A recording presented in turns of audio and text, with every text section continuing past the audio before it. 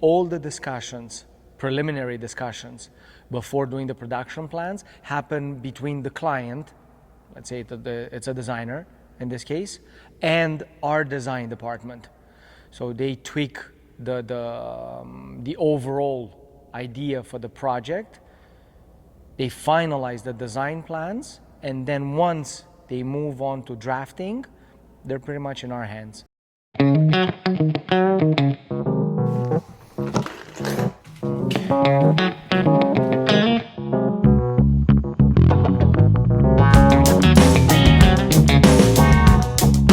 Initial measurements are extremely important because one, you want to design something that's going to fit the space.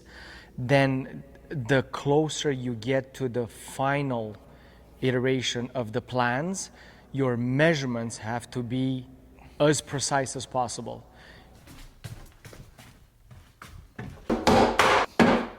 $29.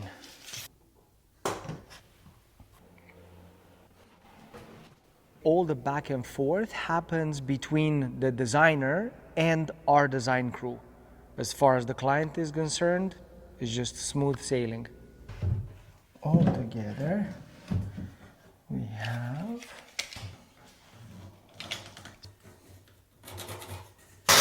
ideally with the last set of measurements that happen right before putting the design plans into production or before they move to drafting department, you have to be as accurate as possible with your measurements, because if you do not measure the space properly, everything will be produced based on those off measurements, and you will have to correct not only numbers at that point, you will have to cut cabinets, cut doors, redo spacers, crown molding, toe kick. So it becomes a lot more work in the real world.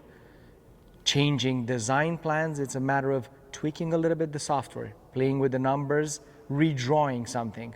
If that's not done right, you will have to work a lot more.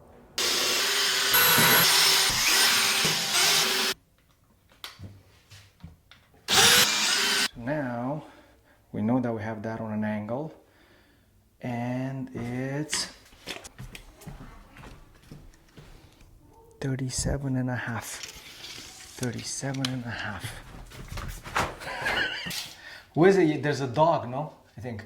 A cartoon with a dog called Motley that laughs like this.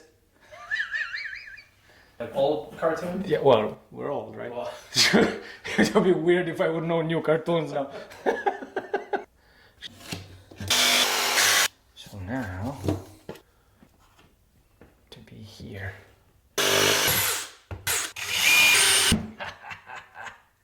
We got it. I have only one stud, so if you only one, it can move like this. But some of the weight now is going to be taken by the other one. I don't think we were the first ones to do something like this. Again, once you have so much experience to draw conclusions from, it almost comes normal.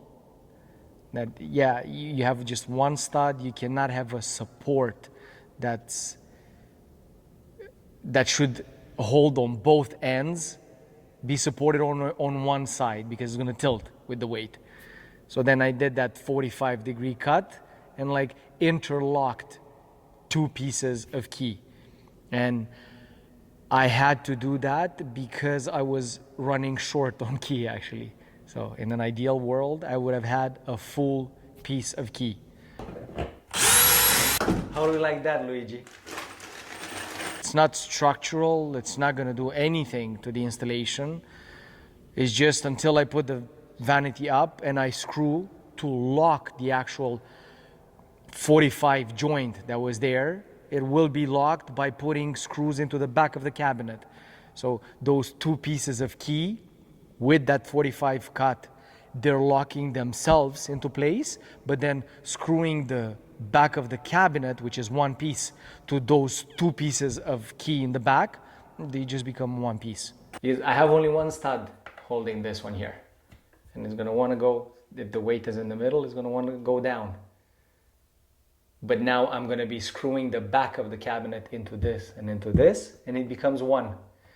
And even if the weight wants to push on this side, the back of the cabinet is going to hold it. If it wants to go down, the other key is going to hold it. So it's locked, basically. So it was something to hold it perfectly aligned until I screw the actual cabinet on. And it's that extra little thing that, I don't know, takes a little bit more time and makes me enjoy more the installation. Top.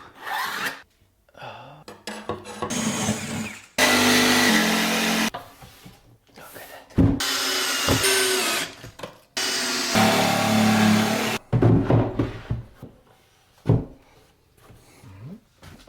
Oh yeah, the camera guy is really getting his steps in today.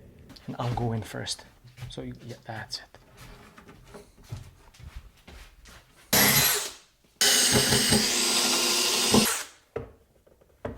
Look at that.